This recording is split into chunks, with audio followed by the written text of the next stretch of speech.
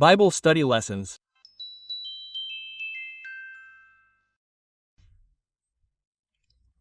Theologian Tremper Longman has defined a psalm of lament as a cry to God from a soul that has no one to turn to but God.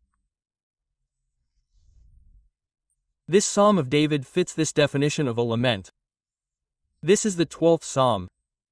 It is an appeal to God from an earthly night of despair. The psalm consists of 3 parts: a description of helplessness, verses 2 and 3, a prayer to God, verses 4 and 5, and an expression of faith in God, which sounds in verse 6.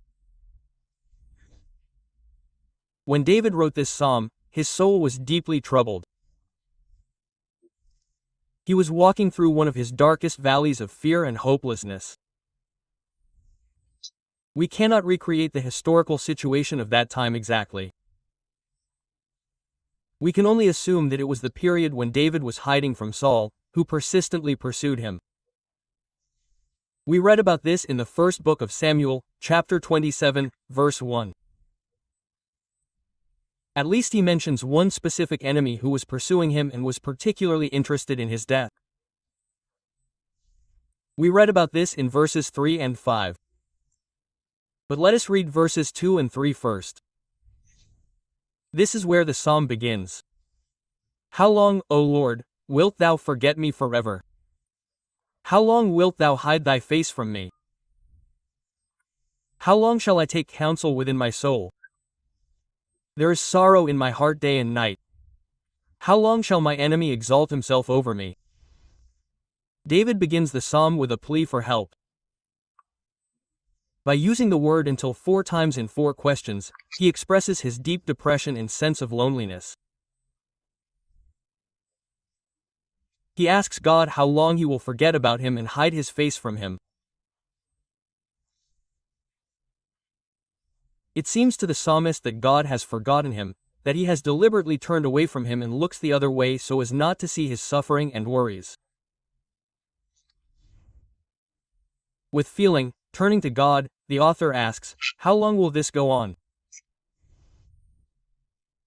The circumstances in which David finds himself continually, as he says here, day and night, cause pain to his soul. His suffering is aggravated by the knowledge that the enemy revels in his humiliation and takes devilish pleasure in persecuting him.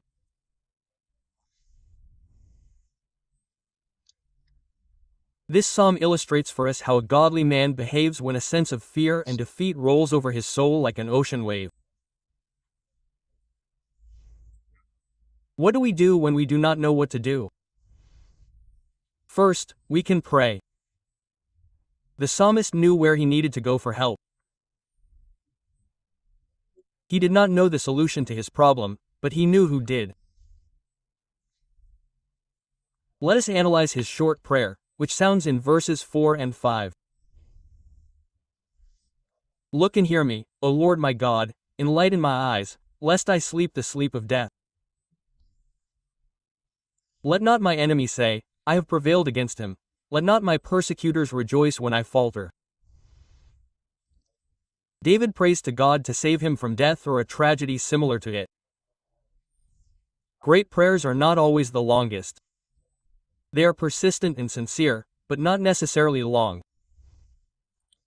David asks God to pay attention to him and answer his prayer. Do not hide from me any longer, but come to my aid, he asks. He asks God to enlighten his eyes. Red eyes and a distant look are a sign of illness and sadness. We read about this in Psalm chapter 6 verse 8, and also Psalm chapter 37 verse 11. Lamentations chapter 5 verse 17 talks about this, and the request to enlighten the eyes. They talk about the restoration of physical strength and energy. You can look at the following passages of scripture about this. First book of Samuel, chapter 14, verses 27 and 29. Proverbs chapter 29 verse 13 and Ezra, chapter 9, verse 8. David believed that by restoring his strength, God would also deliver him from actual death or some other terrible fate. David includes arguments in his prayer, repeating the intensifying particle yea 3 times at the mention of death, at the mention of victory, and at the mention of joy. David says that his death will give his enemies cause to celebrate their victory over him and over God. David's death will also give them cause to rejoice in what has happened to him. And this, David says, will reflect on God, since he is God's servant. David brought his need to God. In a simple prayer, he asked God to come and turn his dark night into a sunny day. Second, when we do not know what to do, we can trust in the Lord. After prayer comes the time to trust God. Look at verse 6, the first part. The tone of the psalm here changes from a complaint to God to confidence in God, from a lament to a song.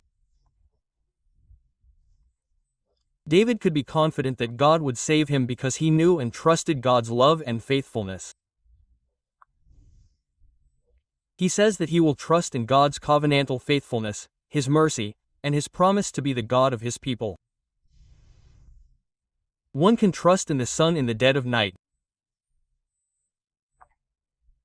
The best thing one can do after sincere prayer is to wait in faith that God will do what he has promised in his due time and in his wisest way. Is there anyone greater than God in whom one can trust? What else can one do when we do not know what to do? It is to rejoice in all that God has done for us.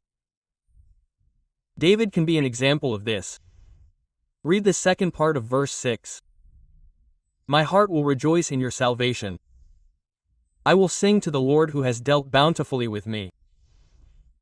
David says that he will rejoice in God's salvation. That is, he will rejoice in the end of the suffering and oppression he had endured from his enemies. David loudly declares his faith, singing that the Lord has responded with abundant grace to all his requests.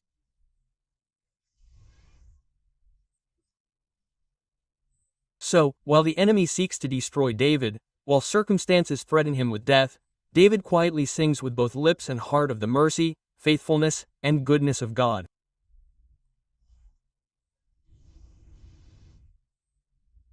When we do not know what else to do, there are still some things we can do. We can pray, laying our fears and worries at God's feet.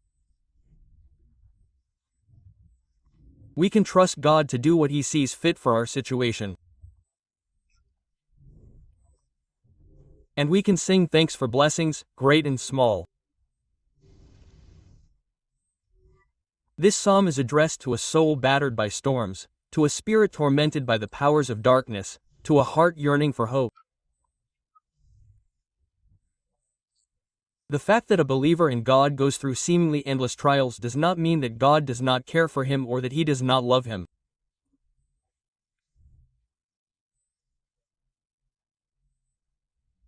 The reason why a particular trial persists is hidden deep in the wisdom of God and may remain unknown until God repays each righteous sufferer in eternity.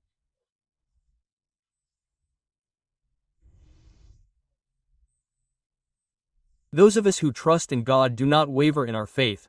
No matter how cruel and difficult our circumstances become, we will tell Him about our battles and storms in life.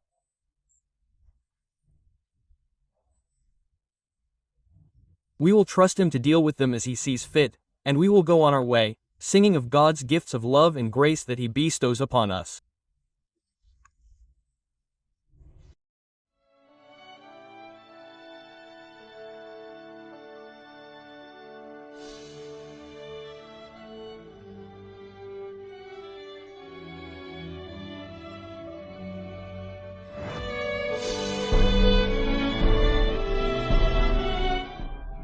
All the lesson slides can be found on the Drops of Soto app.